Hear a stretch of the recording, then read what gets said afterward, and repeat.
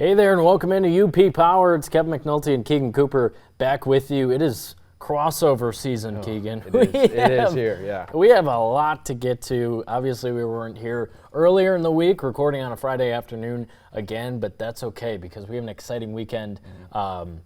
Primarily, number one, hockey at the Barry and at the MAC this weekend. Rivalry series right off the bat of CCHA play. So we'll get to that in a minute, but high school football playoffs. Very exciting time of year. And let's just talk about all the teams that made it in. We'll start with the teams squaring off tonight. There's very few games on this Friday night, but a couple of UP versus UP matchups, and then you have teams headed downstate. Downstate teams coming up here tomorrow on Saturday to get this thing rolling. Manistee, Iron Mountain. Well, we know how the first two games of this series went this year. Manistee is 4-5. A good team, solid team. Iron Mountain's undefeated at 9-0, and they just beat another playoff team, a really good team in Negaunee at home to really kind of prove themselves like they did a year ago and went into the postseason undefeated and ended up falling to Beale City last season. So this game tonight, Manistee will obviously be going for the upset on the road. Yep. It's at least a team they're familiar with, but what does Iron Mountain need to do, in your opinion, to be on a better track and make it further this time around in Coach Martela's last go-around in the state playoffs? Yeah, and I think when you get to the postseason, and they've seen Manistee now 2 times, and they've gotten the win. But this is, you can't take any team lightly in the postseason, right? You're playing to continue your season. Manistee has gotten better, as we've seen throughout the regular season, and improved. Yeah. So Iron Mountain, you've got to come out. You've got to defend home field. You've got to start early.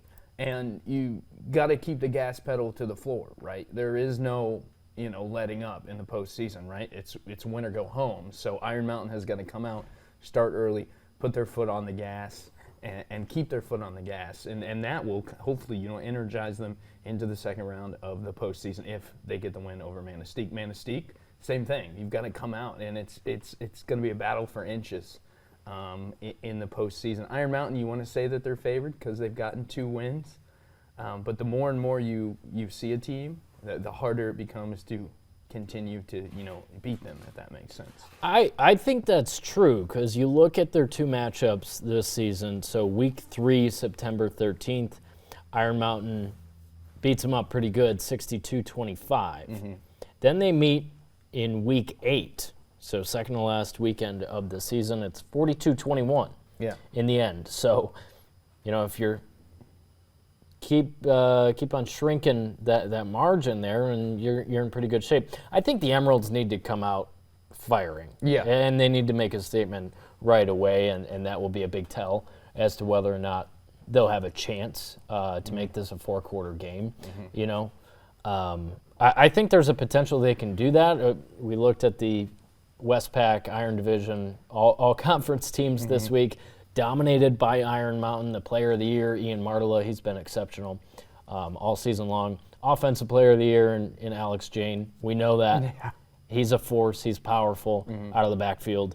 Then they have the defensive player of the year, too, Al Kaferkorn. Going up against Manistee, they have a really, really talented guy by the name of Mac Pugh. We've said his name a couple times.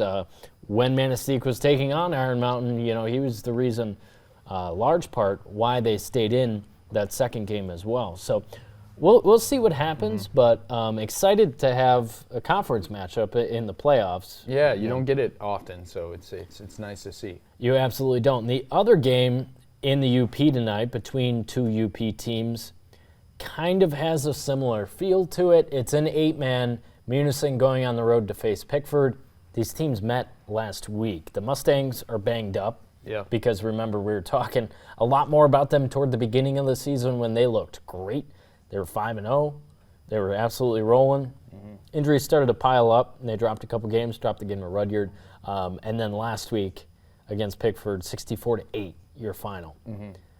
So the Mustangs need to prove that, over the past week, they've learned some things and have adjusted to, again, have a chance against Pickford, which The Panthers are 9-0. They've looked exceptional.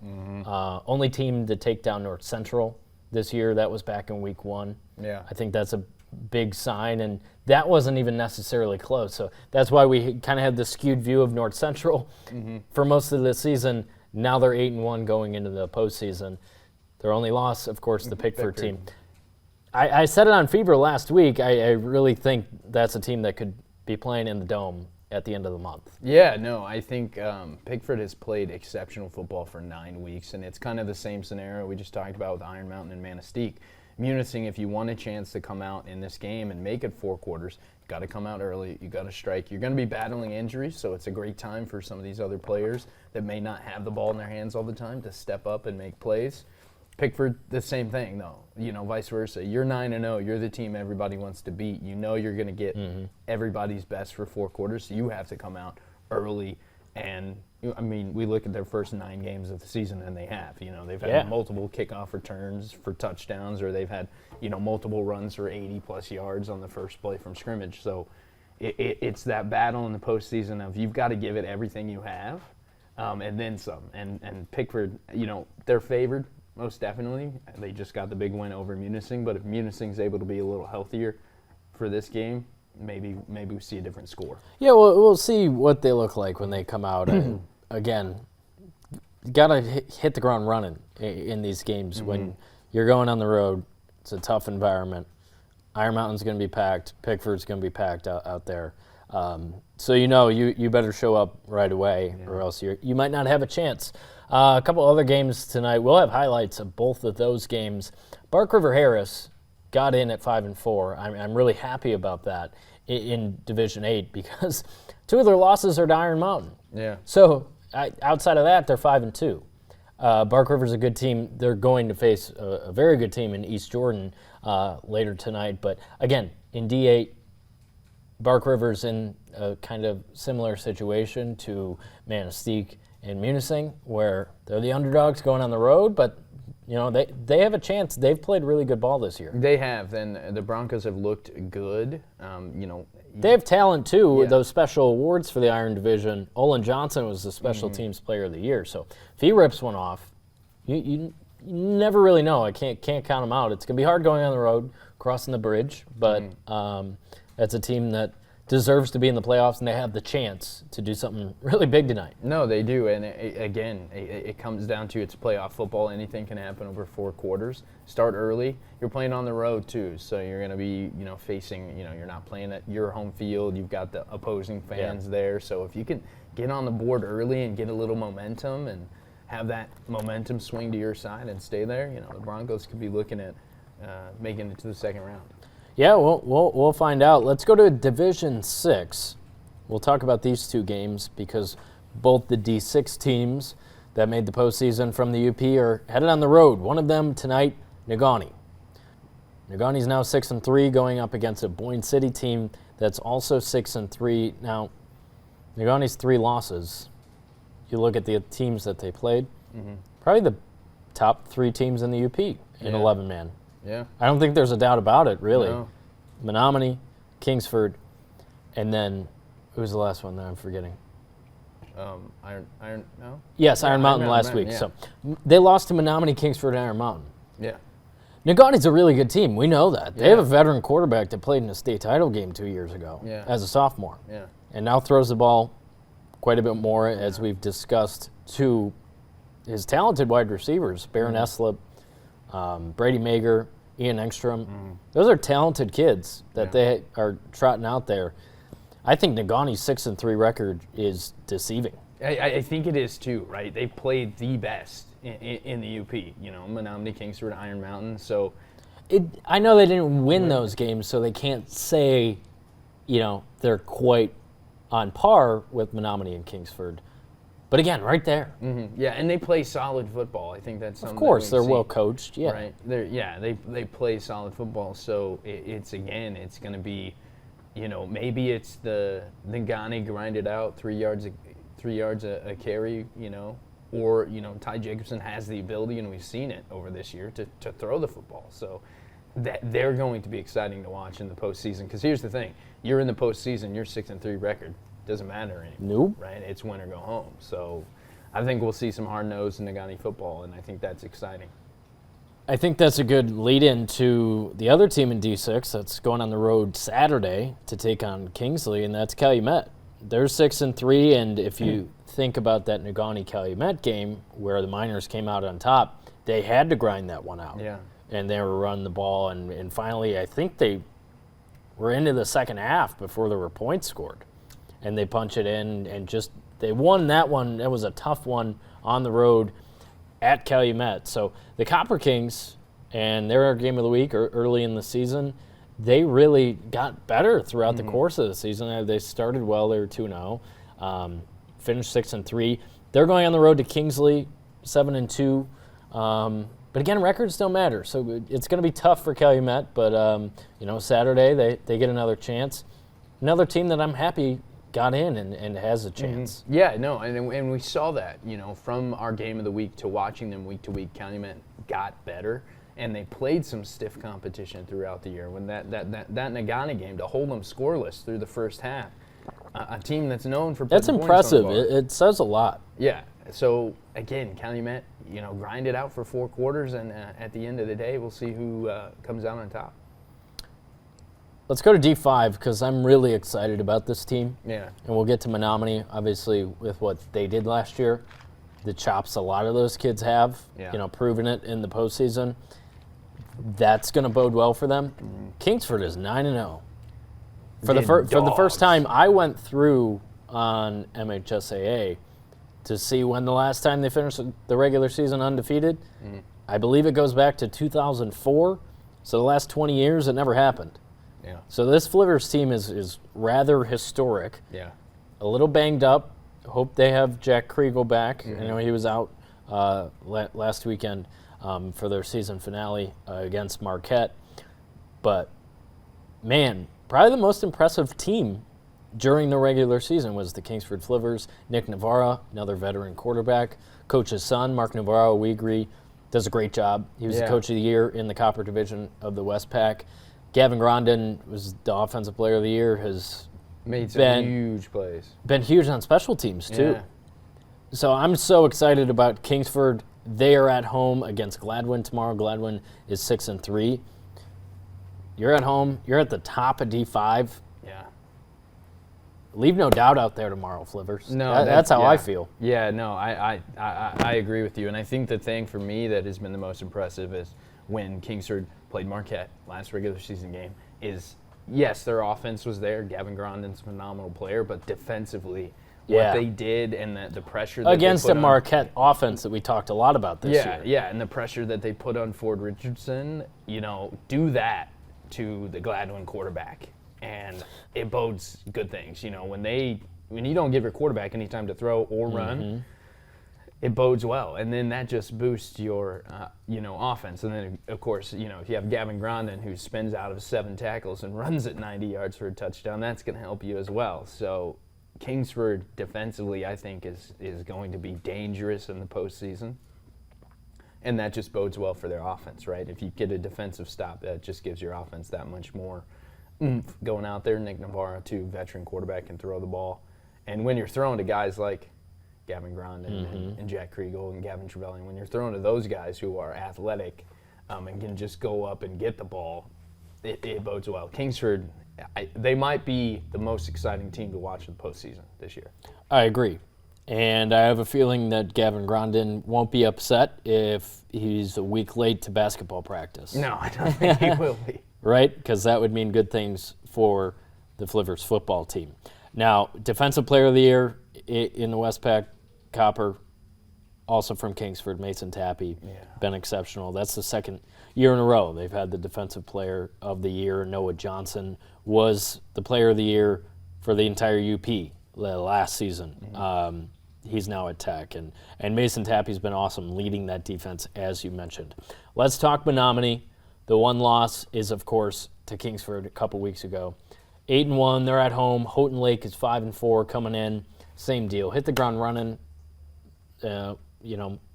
start a long playoff run again. Yeah. We both agree they're capable of it. No, yeah, and it's something that I'll take back to Chad Brant said at week 1 when we previewed Menominee. You don't get to Ford Field right now. Right. And so they've carried their business pretty well through the regular season. I would say great. Your only loss to Kingsford, arguably the best team in the UP, probably the best team in the UP.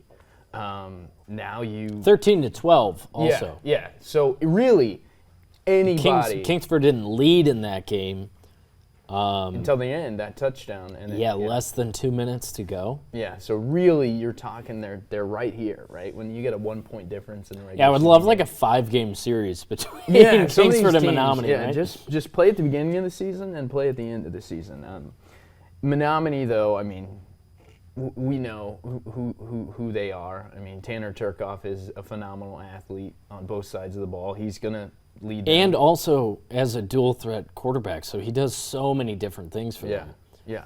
Obviously, he's somewhat reliant on their line and their playmakers when he's throwing the ball. But man, he's been so impressive. Is Menominee better than last year? Their record in the regular season is 1 game better. Yeah. They lost to Kingsford and Negaunee last year. Yeah. They beat Negaunee this year. time around. Fell to Kingsford by 1 point. They might be better. I also think, too, and I saw it when I was there for the M&M game all the way back in week 1, the sign that they had and the picture of the team there at Ford Field that said, never forget redemption. I think that might have just given the team this year a little bit more life because they have those goals and they know they can get there because they've been there. They might be better, though.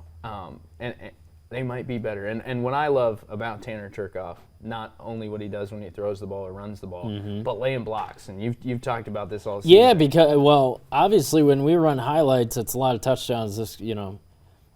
Don't do yourself a favor, one of these times and just take your eye off the ball and see who's laying blocks because he does that. You don't see quarterbacks doing that. No.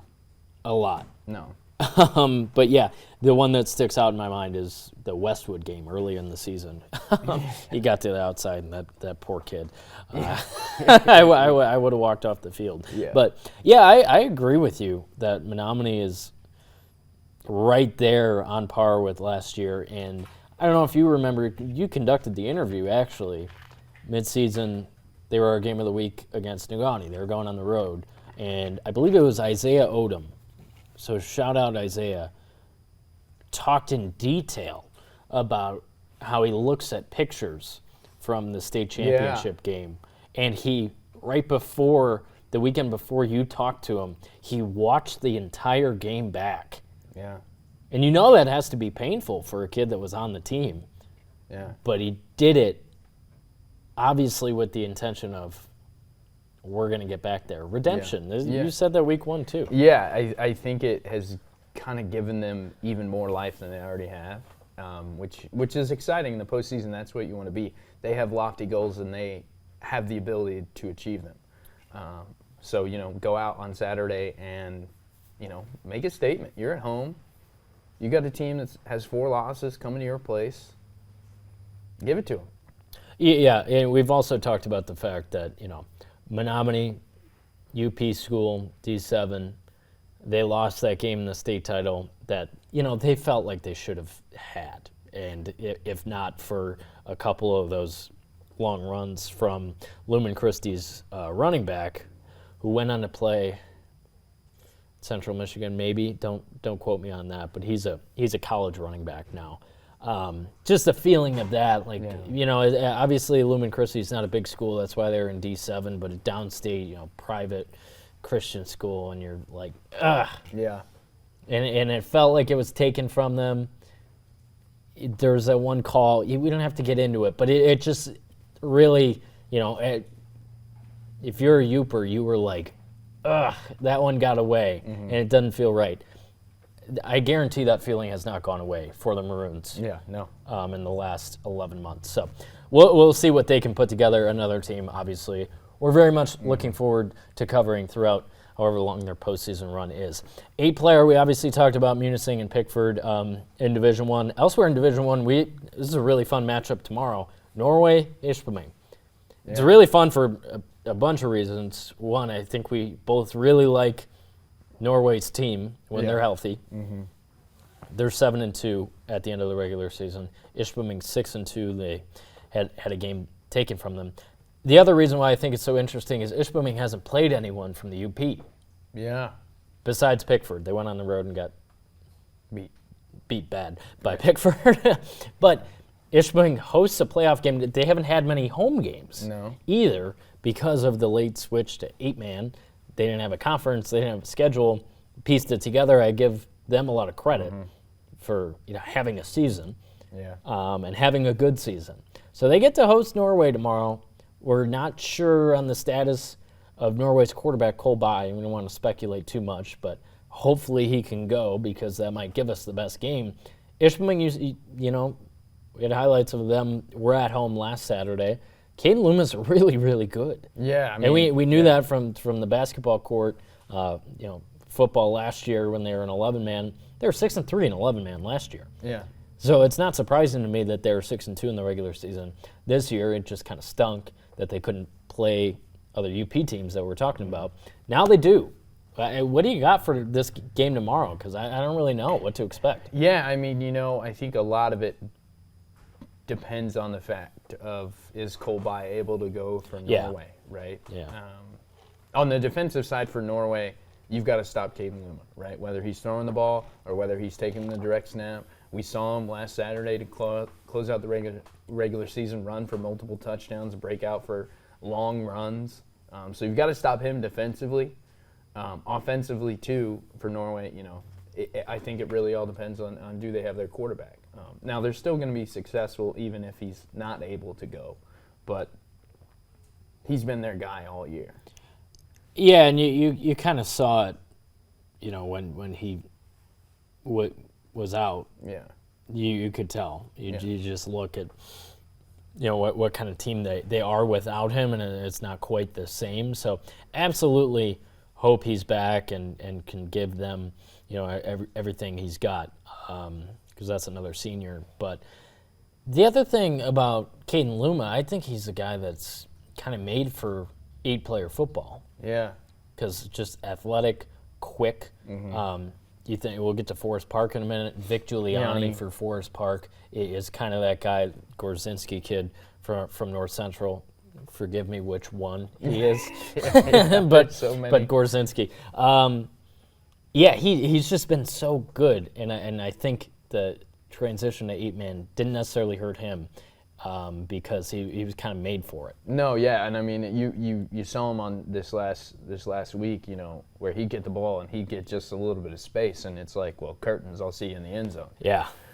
So that'll be a big focal point, I think, for Norway to limit if they want to find success against Ishpeming. But Caden Luma, go out, be a dog, take that ball, run for touchdowns, and get your team to the second round any way you can.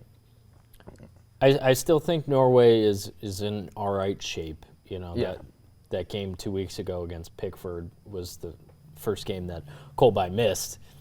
I don't think they ever had a chance against Pickford without their quarterback. Mm-hmm. So, forget that when they come back in week 9 and beat Rudyard 38-6. So I think Norway's, with or without Cole By has to be feeling pretty good. Ishpeming too, you're at home.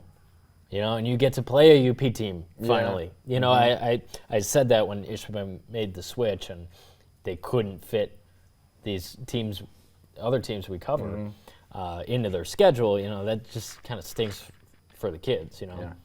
When they're growing up in Ishpeming and probably playing youth sports with kids from Negaunee, they don't get to play each other on the football field on Friday night. That stunk for them. They get an opportunity at home tomorrow. I think it's going to be a great atmosphere. People in Ishpeming definitely missed out on having 4 or 5 home games on Friday nights that they're used to, and that town will be fired up. So excited for the atmosphere there tomorrow. D2 and 8-man, 2 really good teams hosting games tomorrow afternoon. 2 8-1 teams. Forest Park, North Central. Forest Park hosts Bel Air, who's 7-2. Gaylord St. Mary coming to North Central. These teams played last week. Forest Park, their first loss, came at the hands of the Jets. It was back and forth. Reading those highlights, it was like, Giuliani scores here, and then Gorzinski scores here, and two guys I brought up already. Of course, there's two Giulianis on the Trojans, and two really good teams, and I hope, I got to look at the bracket here, but I hope they don't have to play each other until like the semifinal or final, right? So I think those are both wins for those teams, just based on what we've seen. Yeah, no, I would agree too. The Giuliani brothers have been magnificent for Forest Park this year. And then, of course, North Central, I think, losing week 1. That's another thing too. They're on an 8-game winning streak, right? Yes, North they Central are. lost week 1 to Pickford and said, no. We got to remind everybody who the North Central Jets are, and they have for the last 8 weeks. Oh, right. So they are in the same region. If both win, they will be playing each other next week. Should have known that based on how they do it. Obviously, those two schools are very close to each other. So that would be exciting in what would be the regional final and the 8-man brackets. There's only 16 teams. So North Central Forest Park rematch next week. Fingers crossed. Fingers crossed, yeah. I like both of them to move on. That will be a fun game. That was a really good test for Forest Park last week. Really, both teams, because North Central, obviously, you had the loss week 1, got better, and then week 9 you have this test against undefeated Forest Park. They come out on top. Same time, Forest Park, you're rolling, you're 8-0, and then you face a really good North Central team. They get you by that much. It was a really good game. Yeah. So a rematch would be a ton of fun. So we'll see what happens. Looking forward to this weekend, and then obviously we'll shrink the number of teams still alive down next week. So, tune in to Friday Night Fever Friday night for highlights of Friday's games, of course, and then Saturday we'll get to all the games happening here in the UP. Let's switch gears. High school volleyball. Districts start on Monday. There's probably too many teams to really dive in here, but there's a couple of teams that we've been really keeping our eye on, and one of them is the Forest Park Trojans. We were just talking about their football team. Their volleyball team is fantastic. No, they are really great. I just watched them play last week, and they have all the bits and pieces to make another deep postseason run. They've been there before. State semifinalists last year, They have this core group of seniors that have been there and been in those. It's also worth noting D4 for Forest Park. The other teams, we're going to get to are divisions 1 through 3, as you've been seeing in the UPSSA polls. So Forest Park has a leg up there playing in the lower divisions and really being in the upper echelon of D4. Yeah, no, they do. And, talking to head coach Bobby Joe Anderson, they've worked for years and years to get the volleyball program to where it is now. And now I think they finished the regular season this year 31-4-1. Yeah, that's crazy. Crazy, right? Over the course of, you played 36 games, you won 31 of them. They've done the work to be there, and now it's going to go get that. And what's crazy to me is they have a group of seniors that has been there for a while. They also have all these young freshmen and sophomores, so it doesn't look like they're going to be any worse in the next couple of years or be down at all. They're still going to be a really, really good team. But Forest Park, D4, top upper echelon of D4, go out and get it done. Play with that fire that you do. I mean, postseason volleyball too. It's going to be, you got to play until that final point is scored. So it'll be exciting to see what they do.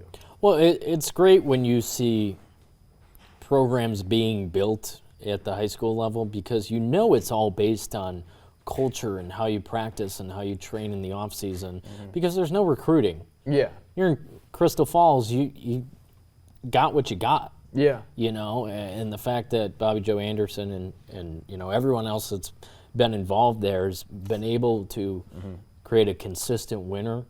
And girls growing up in Crystal Falls say, I want to play volleyball. It's nice that we have volleyball in the fall too, to rival football. Obviously a boys sport, we have a girls sport that is a lot of fun for us to cover. Tuesday, Thursday nights are loaded up with volleyball games. Number 2 team in the poll, second half of the season, has been Hancock. Really, really good. Only 6 losses on the year, I believe. One of those was earlier this week to Calumet. Give Hancock credit. They got swept, but they were scoring in the 20s in all three of those sets. Not many teams have done that against Calumet this year. A similar record to Forest Park in Division III.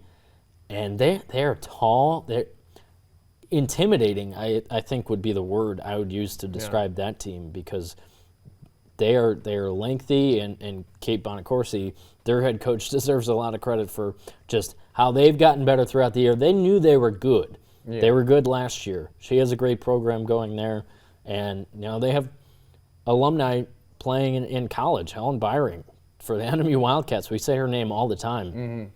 That is very impressive coming from Calumet. There's no club volleyball in the UP, and that's how these girls get recruited to play in college. So I was talking to Mike Lozier about that, just how impressive she is, obviously, as an alum of Calumet.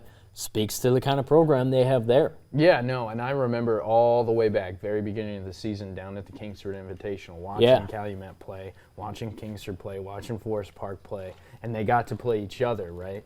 Only a couple losses for Forest Park on the year to Kingsford and Calumet. Yeah, exactly. Which just goes to show in their division where Kingsford and Calumet will rank, right? Those three volleyball teams are phenomenal. Mm-hmm. So Calumet, again, they've got the height that we talked about, that, which when you play in the postseason in high school, you go out there and you see the girls that are, 6 inches, 7 inches taller than you. It's pretty intimidating to go out there on the floor. So they've got the stuff to, again, make a deep postseason run, but you got to play till that final point is scored every game. Absolutely. I think you and I reference the difference between the college volleyball we watch and the high school volleyball quite a bit. Yeah. You put Calumet and Kingsford on the same court, and it looks like a college volleyball match. Yeah. Because there's talent on both sides, and they play hard, and they do things correctly. And Kingsford definitely a testament to that. Yeah, been right behind Calumet in the poll all season. You could flip-flop those, in my opinion, because Kingsford is darn impressive. I watched them last week at Marquette. Marquette's very good. Took them out in 3 sets. Mm-hmm. Maddie Kreider's another one who's going on to play for Matt Jennings at Tech. So that's really cool to see. Her mom is the head coach. Jacqueline Kreider's done a great job with that group. Another team I'm looking forward to watching. Negaunee in the Mid-Penn Conference was undefeated. They were very, very good. Mm-hmm. Maybe not quite at the level of competing with Calumet and Kingsford, but I think they make a good run in the postseason as well. Escanaba, I watched them play earlier this week. They've been very good too. So. Yeah, throw the Emeralds in there. Manistee has had historically a good program. There's a lot of good high school volleyball teams in the UP this year that are solid. Yeah, teams. well, Manistee took out Escanaba Thursday night in 3 sets. So yeah, Manistee was really, really good last year. I don't know if they're quite at that level this season, but yeah, that's a team that could go deep too. So looking forward to it. We should touch on that game Wednesday night and switch gears to college volleyball. Wow. Because that was a thriller. I haven't seen a volleyball game that exciting in a while. Talk about a 5th set that goes to 20 points to win it. And it's NMU coming out on top. And Jackie Smith had 28 kills. Yeah. A career high for her. Yeah. She's awesome. Yeah, it's so great to see her healthy. It is. It is great to see her healthy. And I, listen to Mike Lozier preview that game. Historically, the Huskies have had the Wildcats' number in that gym for sure. Gym, yeah. Right. Historically, they've had that their number in the Wood Gym. So to go up there and play at that level, that is probably one of the best Division II volleyball games. I believe they got swept there last season. Yeah, I think you're. I can look that up, but no, that was definitely a monkey off the back of Mike Lozier, and the 5th set, how it went was tied at 14. I believe it was a Smith kill to when it was 15-14. Tech was ruled out, so Tech's celebrating on the floor like they've won it. Matt Jennings is going crazy. Although he was right next to it when that ball hit the ground, it hit the line too. Yeah. So after review, play on, point to Northern, you're tied up. Then they duke it out some more. And finally, NMU gets in a little rhythm. Kaylee Barledge over the net, that's a kill. Megan Meyer in the middle. Jackie Smith to close it, number 28 of the night. So it was just very contested. Actually, the first 4 sets, obviously they were split, 1-1, 1-1. They weren't necessarily that close. The 5th set had everything there. Yeah, I mean, looking at these set scores, Tech takes the first one 25-19, so not too close, 6 points. But the second one, NMU fires back 25-15, so they kind of handled the Huskies in the second set. Yeah. Third set, though, NMU gets it 25-20, right? But then the Huskies fire back and win 25-17. Yep. That might be the back best. and forth. It was a real back and forth. Now, I'm putting out a hot take here. This might be the best of the rivalry series of all sports, right? This year, this might be the most competitive, intense game that we see of all rivalries, right? You think about. I hope hockey can top it tonight. Yeah, yeah. No, there we go. Other than hockey, I mean, football not close. No, that wasn't very fun. But this was, I mean, I suppose it was fun for Tech. This, I think, watching it, I think had the, this, to me, this game explained what the Husky-Wildcat rivalry is right here. Absolutely. By the way, we were right and wrong about what NMU did in the Wood Gym last year. Yeah. Because their first matchup of the season, they went in there and swept, but then they had to go back in the GLIAC tournament and got swept. Okay. So they did both There last year and then won a 5-setter on Halloween night, actually, in 2023. So NMU's looking really good. Their record would tell you that, both overall and in the conference. They're 14-7, 8-3 in the GLIAC. We're talking about them a couple weeks ago, like, man, this team has something for real. Then they go and drop 2 in a row, as did Tech at Grand Valley and Wayne. They got swept. But, that was a huge game for both teams. Yeah. So Tech coming out on the wrong side of that really definitely stings. As for Northern, you're going into this weekend where they got 2 games this weekend. They got to, take care of their bodies and, make sure they're good to go for 2 more big GLIAC matchups this weekend. Both teams taking on Purdue Northwest and Parkside. NMU taking on Purdue tonight, and then Parkside tomorrow. The opposite for Tech. So, staying at home, you got to turn it on. It's a big weekend. Only a couple conference weekends left. Yeah. Yeah, I mean, they're both phenomenal teams this year, and it's going to be down the stretch getting those GLIAC wins to position yourself for the postseason to make it, right? Because you have to think right now in the GLIAC for volleyball, you're going to put Grand Valley and Ferris up there. Well, yeah. Right? So you may not win the GLIAC tournament if you're going to put Grand Valley and Ferris to be one of the teams in the championship. So you got to get there, though, right? You're thinking, if you're thinking NCAA tournament, which both of those teams are, you're thinking, okay, we need to position ourselves to have a lot of conference wins to be in the conversation and really be one of the focal points for an at-large bid. Absolutely. Like I said, a couple more weekends left of the GLIAC season, then it's postseason. Not too long ago, they were at the Midwest Crossover, got a little taste of what their region looks like, too. NMU definitely in a good spot to make the NCAA tournament. Tech, probably some work to do. Of course, they could keep getting better and go into the GLIAC tournament and make some noise there. So, briefly, let's talk women's soccer. Sweeps for both NMU and Tech last weekend. Purdue Northwest and Roosevelt in town. They both should have swept, but it had to feel good. Let's start with NMU. 3-0 against Roosevelt. John Sandoval, not thrilled about that. Because Roosevelt is really in the bottom of the conference, as they are in a lot of sports, making the jump up to D2, where they hadn't been before.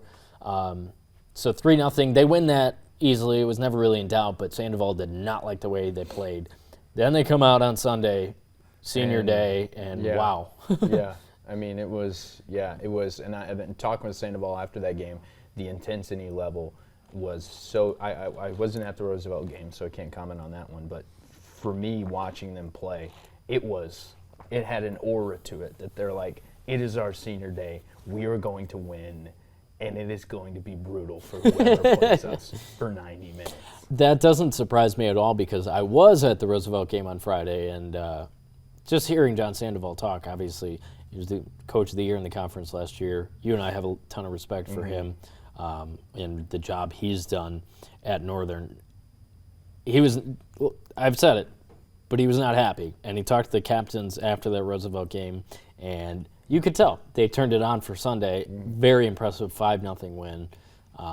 Just spread around their offense. Obviously, they're very talented, and now 3 more games. This afternoon you're going to head out there against Parkside, and then Grand Valley State and Saginaw to close it out, and then postseason time for the Wildcats. High expectations when you get there. Yeah, and when you think about last year what they did, winning the GLIAC regular season and the GLIAC tournament. So hard to do. So hard to do, and it's shaken up. Right now I believe they're 2 points ahead of Grand Valley, 25-23. So that game's huge on the road at GVSU, which on a Thursday. year ago they won, I believe, 1-0 on the road at GVSU. So that one is a big one. It was a win and a tie against the Lakers last year, and then of course the Lakers were here they didn't play NMU, but they were in the regional in Marquette. So we'll see if NMU has really gotten into a rhythm. I think you're waiting for that throughout the course of this year, because they play well on Friday and then have a letdown on Sunday. Obviously, like this past weekend, they didn't play great on Friday, but it was still a 3-0 win. And then they really played their best on Sunday, so we'll see if they keep that going. Yeah. Meanwhile, Tech got off the schneid. Needed it. Yeah, and Melissa Kuhar said that at the press conference. They said we were going to score, and we did score, and this is the kind of weekend that they needed. That must have felt so good, to see the ball go in the back of the net. Absolutely, because they were on a 5-game losing streak and they hadn't scored. Yeah. That's got to weigh on you. Yeah, it does. I mean, and you're out there for 90 minutes, and you just don't see it go back in the back of the net. And it's only 1-0, 2-0. You're not getting blown out. You just feel like you're so close. I mean, that's probably a need for Kuhar to address in the offseason is we need goal scorers. Because I think you and I both think they're a good team. Yeah. That's just been a hurdle, putting the ball in the back of the net. Even this past weekend, they get the 2 wins. 1-0 over Purdue, and then 2-0 over Roosevelt. So still, and the first time they played Roosevelt, they scored 6. So still, that's a hurdle for them to climb over. Yeah. But huge to get 2 wins at this point in the GLIAC season. Same deal. They got 3 games left. And they control their own destiny here, right? Like if they want a spot in the GLIAC tournament and they want a good seed, they need to get some results throughout these next 3 games. If we look at the if we look at the standings, and they have the ability to do it, but it is so tough. The GLIAC is tough, especially in soccer, right? You've got to go out and you've got to produce, right? Especially, we know the weather's turning a little bit. There's snow on the ground outside, so you got to be prepared for that and make it tough on these teams coming in the rest of the season. I mean, it's the last home game for NMU, but they'll probably be hosting the GLIAC tournament mid to late November, and depending on how these last couple games shake out, they could be hosting again in the NCAA tournament. So you got to make it tough on these teams coming in here. So want to talk football? I know it's always we haven't talked since the Miners Cup. Well, speaking of soccer, we'll touch on the men's team. They also control their own destiny, right? They are right there in the conference today. They play Purdue Northwest, a team that they beat 3-1. They should beat this team. That would put them in a spot to have a spot in the GLIAC tournament. Yeah, they're fighting. They are fighting, and here is the thing. They are, and I'll say it because I've watched every game, whether they've been home or away. They are athletically and skilled, like just straight foot skills. At the top of the conference with everybody else, right? What those guys are able to do with the ball when it's in their hands. And it's been the same case. Well, actually, you're not allowed to use your hands. Oh, yeah. Well, sure. Yeah. It's actually they penalized that. Go ahead. You're good. They are there, right? They're so close, and it's breaking that threshold. They've already had a way better season than they did last year, right? Credit Alex Vodovich for taking a 2-10-4 team and doubling their wins, and then some. They're 5-7-2 right now. In the same case, I compare them a lot to the slump that Michigan Tech women's soccer was in, right? They just couldn't find the back of the net, dropping games 1-0, 2-0. They're right there. So, yeah, they're probably the underdogs still. But Tommaso Lamy and Alessandro Scialanga and Jan Hoffman and Kyle Cameron and Logan Lazar, like, especially those seniors, they're playing for the last time. So go get the win today, right? Get the win today, put yourself above Purdue Northwest, and then really probably a tie in your last game gets you into the GLIAC tournament. And then, hey, it's GLIAC tournament. Just go out there and give it.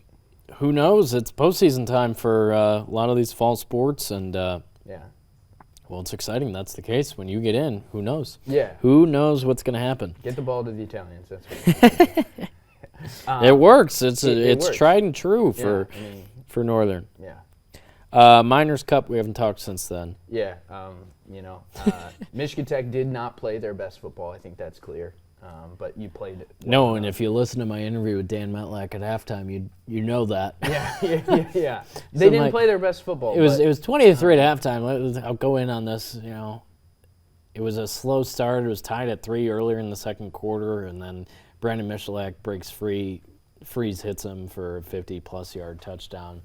That unlocks something, and then they're able to push it to a 3-possession game at halftime. Mm-hmm. And I asked Dan, and I'm like, well, it was finally in the second quarter, what was unlocked?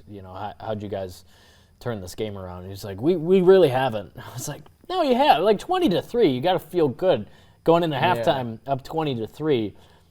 But the standard they set last year. Yeah, I mean. In both coaches' first game against each other, Metlack and Richardson, is they laid it on them at the Dome, 62-0. So I guess if that's your standard, you're not that thrilled with 20-3. And no, they didn't play great, but at the same time, you didn't have to. Yeah, once Michalak had his second touchdown for 50-plus yards, and then Tech had that punt return. It's kind of curtains. Yeah, and if you're Northern, you didn't give up 62. They didn't give up 62, but you can't give up those explosive plays because you're immediately you're taken out of the game, especially when you can't move the ball on offense. Yeah. And that's just what we've been talking about, but that's just so true. Yeah. Look at the box score. Obviously, they were trying to run the option, but the option wasn't working. Yeah. And so you got to do something else. They weren't going anywhere with it. Yeah. And finally, Tucker Welch finds the end zone in the end. Marquette kid. That was cool to see, but that was fourth quarter. You had second stringers out there for the Huskies.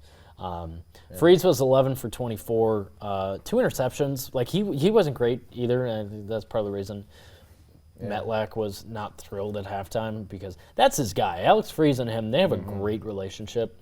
Obviously, Metlack was a quarterback, so he understands it. He gets all of it. He has a lot of trust in that guy, and that was, of course, right before halftime. He threw one of those picks in the end zone. That stings. So it says a lot. And then Alex Bueno came in for Tech. He had a touchdown through the air and on the ground. He was fantastic. Yeah.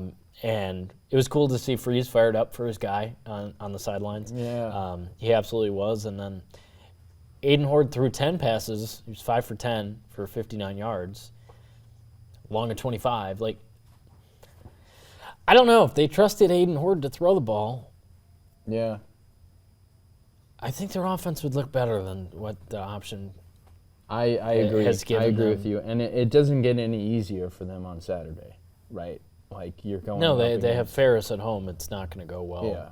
Ferris, I mean, game, they dominated Grand Valley. Yeah. Didn't expect that. Grand Valley was ranked higher and everything. So, that might be a pretty ugly one for Northern, which would set them back even further. Be 0-9. And 2 left. 0-20 under Shane Richardson.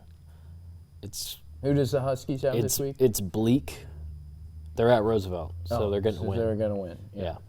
And Roosevelt, I think, is better than their record shows. First year in the GLIAC. I'm not willing to say NMU's better than their record shows. No. Because you got to give me something to, prove that you're better than a winless team.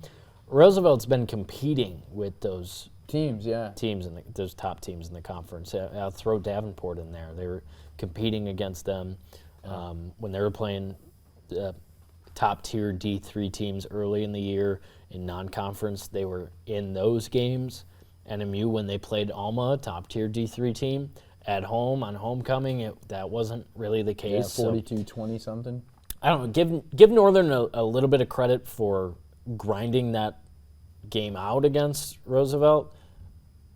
But you got to win. At the same time, they needed that. Yeah. Yeah, you got to win that. And we've said that since August. Yeah, you can't. They needed to win that game. They didn't. Yeah. And now the game they got to win because they have Ferris at home tomorrow. Not going to go well. That's their final home game. Yeah. Then they got to go on the road to Davenport. Not going to go well. And then you face a one-win team in Wayne State who probably will beat Roosevelt. I don't know. But what I'm saying is they shouldn't be looking down the schedule. I have a feeling some people in that building are. Yeah. Whether you're on the coaching staff or you're a player, you don't want to go 0-11 for the second straight year for obvious reasons. Yeah. Especially if you're on the coaching staff. Yeah. So I have a feeling some people are looking at that game like we are and saying, you have to win it. Absolutely. I know we've been saying they had to win against Roosevelt since August, but you have to beat Wayne State, right? You have to, right? They're going to be the second. There's no way around it, and you can't sugarcoat it. And I don't. To Shane Richardson's credit, he doesn't sugarcoat it with us and make it seem all rosy. Yeah. When you're losing week after week for 2 straight years, that weighs on you. And 15 years to their credit, they know where they're at, but the answer to get them out of there is just not clear. Yeah. So it's a bummer, and Wayne State's 0-8. Yeah. And the only chance you gotta have it. Yeah. The only chance the Warriors have is to beat Roosevelt before they play Northern. And maybe by the transitive property when Wayne State plays Roosevelt next weekend, we'll be able to figure out where NMU's chances are.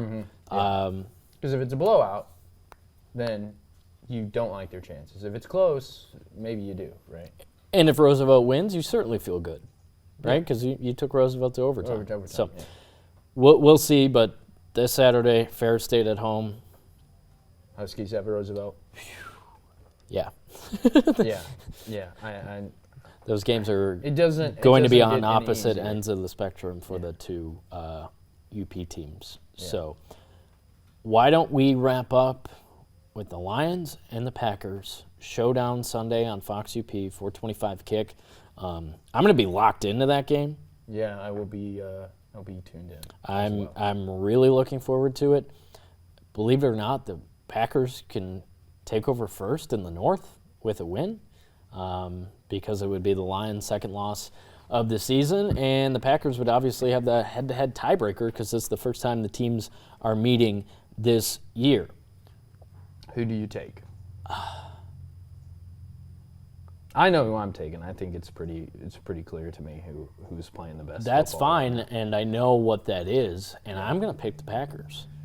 Which, and I'll give you a couple reasons why. Jared Goff rolled his ankle. Yeah. In the Titans game, he sat out of practice on Wednesday, was back on Thursday. They're playing on grass and outdoors for the first time. Look up the weather for me. This is important. This is very important. And Goff referenced this in sound you'll hear on Friday Night Fever tonight. How about that? I already cut a Vosot for Fever. Woo! Let's go. Woo! Look at Kevin. Woo! But anyway, he talked about playing on grass, playing outside. Jared Goff doesn't play well outside. That's such a weird thing to say, but it's actually true. And when I was going through their schedule, I said, with the Bears games. They're going to win the Bears game at home, but when Goff goes to Soldier Field in December, they're going to lose that. So just a heads up, Lions fans. You're going to beat the Bears at home, no problem. It's going to be tough for the Lions at Soldier Field in December. Weather in Green Bay on Sunday? Sunday, 53 degrees with 100% chance of rain. Humidity, 82%. Oh. Wind gust, 16 to 20 miles an hour. Oh, that's fun. That's fun, yeah. I mean, as much as you don't want to say weather plays a factor on athletes' performance, it definitely does. I don't know. I love when games, especially in the NFC North, that just get mucky, like literally and figuratively. Yeah, I think Josh Jacobs has been so good. I'll expand on why I don't think Goff's going to play at the MVP level that he's playing at right now. Yeah, Green Bay leads the league in takeaways. They do. Xavier McKinney might have been the best defensive signing of the offseason across the NFL. Mm-hmm. Obviously, he's a big part of that. He had an interception in, 6 or 7 straight weeks to start the year. NFL record going back to last year. He's been awesome. Jeff Hafley's defense is worlds different than what they were accustomed to in the past with Joe Barry. Packers fans must be over the moon about that because they're out of that just 3-4 sit back. We're just gonna let you take first downs and whatnot. Yeah. The Packers defense has really impressed me. So Jordan Love's health, I think he's gonna play. Yeah. He's currently questionable as we sit here Friday afternoon. We haven't gotten the injury report, which I'm probably going to get it in half an hour, which is really frustrating, so we can't talk about that. He was limited on Thursday. Goff, I mentioned, was a full participant. So if they have to run the ball, if it's raining, I really like Josh Jacobs. Obviously, I like David Montgomery and Jahmyr Gibbs, too. Yeah, so who do you give the edge to? That's my thing. I don't know, but Matt LaFleur should be at the top of your list for Coach of the Year because Malik Willis was not going to be in the NFL much longer before he started those 2 games and came in against Jacksonville and did everything that was asked of him. It's so impressive. That guy's going to make millions of dollars for the next 5-10 years, however long he's able to hang on in the NFL, and it's because of Matt LaFleur. Yeah, I mean, you take a guy that probably didn't have a roster spot in the NFL, and hey, do you want to be our backup quarterback? And then your starting quarterback goes down. So Malik Willis comes in, and I think really has continued to prove himself. Yeah, and you can tell that he doesn't have the talent of a top 10 NFL quarterback, but he's just been so steady. And that game in Jacksonville could have been bad. They didn't play well. Love got injured. Mm-hmm. An afternoon game in Jacksonville, Florida is just weird things happen when you play those 1 o'clock kicks. Yeah. In Florida and Tampa and it's the bad juju Miami. Of the NFL. I don't know. That's just I've seen it over the years. Yeah. I've watched the Bears play terribly in Tampa Bay over the years. Even when they were really good in 2018, they lost the game at Miami they shouldn't have. Weird things happen, and LaFleur prevented that one from getting away from him because it felt like at times Trevor Lawrence played pretty well. The Jags are obviously not a good team, but it felt like that game was just going to go to the home team, especially after Love went out. But they found a way, and I'm hyping up Matt LaFleur. Why am I not hyping up Dan Campbell and Ben Johnson and Aaron Glenn? Yeah. Ben Johnson's been in the classroom. It's so impressive to me. And look, I'll go out and talk about the Bears, another team in the division, who I obviously grew up rooting for. Yeah. That was atrocious Sunday afternoon in Washington, and there's absolutely no way on God's green earth that Dan Campbell or Matt LaFleur would have lost that game because they lost that game because of coaching. And briefly, before I get off my soapbox, Matt Eberflus was not accountable for any of it, allowing the Commanders to move up 13 yards before the Hail Mary. Otherwise, they would have been doing pitchy woo-woo, and it would have been a Bears win. Mm-hmm. He let them move up. Obviously, Tyreek Stevenson talking to the crowd and everything. That doesn't happen on a well-coached team. You know what Dan Campbell did? their one loss at home to Tampa Bay. He got to the podium after the game, and he said, "That one's on me. I just told those guys in there that one's on their coach." That's accountability from your coach. And if you remember, that was a halftime blunder where they were moving the ball, ran out of timeouts, couldn't get to the line for a field goal or a touchdown. They came away with no points. They lost the game by 4. So it was a critical error, and it was on Campbell. They took a penalty for too many men on the field, getting the field goal. It was miscommunication. And it was at halftime. And Dan Campbell stood up at the podium after the game and said, "That one's on me." And that's just the sign of a good coach, and they have such a good culture, and it's the same thing in Green Bay. Whatever happened with Dobbs, and then where they suspended him for a week. That's not above the Packers to do that. They did that with Jair Alexander last year after the whole coin toss thing in Carolina. So they bench Romeo Dobbs, and then the next week he's out there, he's catching touchdown passes. They just have this culture, and it's so impressive to see both of these teams because we're used to it with the Packers. We are. But with the Lions, this is a whole new world, and it's because of Brad Holmes and Dan Campbell and what they've done culture-wise, because you can't say it's ownership because, and I'm forgetting their names, but they've owned the team for a long time. It's Brad Holmes and it's Dan Campbell. So the fact that both of these teams, obviously the ones that most people here in the UP root for, are kind of on a collision course in not only the division but the conference. Yeah. Man, I'm praying that they get the 1 and 2 seed. Yeah. I don't know which is going to be which. We might know more after Sunday. Right now, if I had to guess, Lions get a bye, they get home field. That would be huge for the postseason.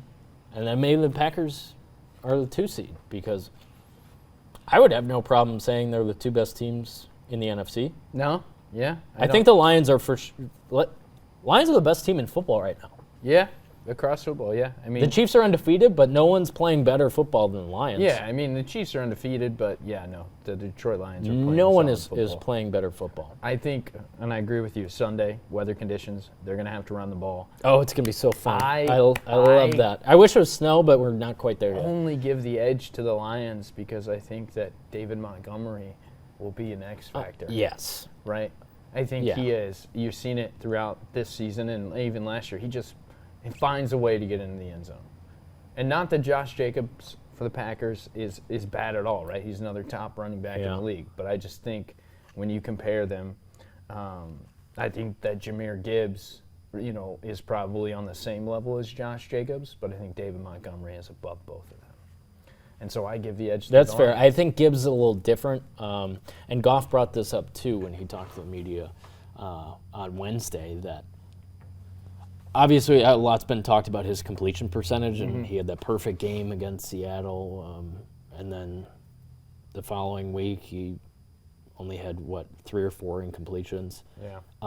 He said getting the ball to those guys out of the backfield, Gibbs the number 1 guy. So he's he's different to me. And that's obviously in a good way because he's so talented. He's a little bit like the young guy in Atlanta, Bijan Robinson. So, I don't know. I agree with you there. It might be one on the ground, which is cool, based on the weather. Which is cool. I mean, it is cool. Obviously, the Lions won't have Jameson Williams for the second straight week. I mean, do you stray away from throwing the ball, Jordan Love and Jared Goff? They will throw the ball, but it depends on how bad it is, I think. Yeah. Which is also cool. You love those rain games or the snow games or things like that you get in the regular season. I don't know. I'm going to go Lions, and I'm going to say score predictions. Let's do that. Cool. I'm going to give the Lions the edge. I think it'll be a 1-score game. David Montgomery punches in a game-winning touchdown, and it is 37-30. Well, that's a lot of scoring for a rain game. I think it's going to be a lot. I'm going to go Packers 27, Lions 26. Ooh, I like it. A little 1 point, yeah. Something's getting weird. Somebody's getting a field goal block. Something's happening. And somebody's going for 2 and not getting it. Yeah. 27-26, Packers at home. Check the spread because it's the NFL. It is the NFL. And we'll see. You were cracking me up when we were talking about high school, and you said they should be favored. And I was well, They're not on the books. I'm just curious because obviously I'm picking the Packers to see what the line is. Yeah, it's got to be close. It's got to be close. I really think they're the two best teams in the NFC. Yeah, I don't think there's anybody. Lions -2.5. Wow. So you think they cover that? I think yes. What was your final score? 37-30. Yeah. So they'd be covering that. Yeah. I'm taking the Packers, straight up. 1-point winners. All right. Well, We'll find out. tons to look forward to. Yeah. Thanks for joining us on this edition of UP Power. We'll be back at some point next week. We're undergoing a big project back in the control room here at TV6, which we're excited to roll out early December. You will see it on your television screens before the end of the year. So whenever we're back, we'll look forward to talking to you then, talking more high school playoffs, recapping this rivalry series between NMU and Tech hockey. It's an exciting time here for us sports reporters. And for Keegan Cooper, I'm Kevin McNulty. Thanks for being here.